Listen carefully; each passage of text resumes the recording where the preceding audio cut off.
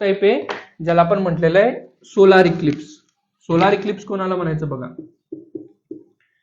ज्या वेळेस कंडिशन कशी असेल, हा सन असेल, मध्ये असेल आपल्या इकडे मून आणि या ठिकाणी असेल ही आपली अर्थ. सगळ्यात मोठा सूर्य आहे, सूर्यानंतर लहान अर्थ आणि अर्थ नंतर सगळ्यात छोटा मून. ही जेव्हा कंडिशन असेल, फर्स्ट पोझिशनवर सन असेल, सेकंड वर मून असेल आणि थर्ड वर अर्थ असेल, त्या कंडिशनला म्हणू आपण सोलार इक्लिप्स, सूर्यग्रहण. आता यावेळेस काय होईल, चंद्राची सूर्याची जी सावली आहे ती शॅडो चंद्राच्या पुढच्या भागावर पडेल. सूर्याचा जो उजेड आहे तो चंद्राच्या या पहिल्या भागावर पडेल. मग या भागावर सूर्याचा प्रकाश पडलेला नाही, मग या भागाची शॅडो जी आहे या अर्ध्या फॉर्मची ती कुठे पडेल, अर्थवर पडेल.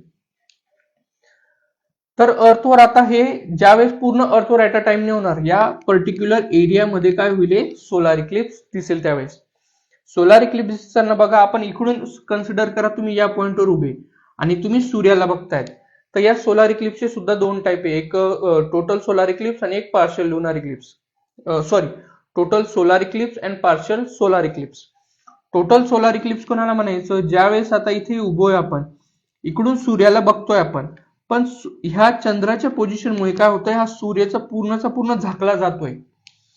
सूर्य काय होतोय, पूर्णच्या पूर्ण झाकला जातोय. पृथ्वीवरून आपल्याला दिवसा सूर्य दिसत नाहीये, त्या कंडिशनला म्हणू आपण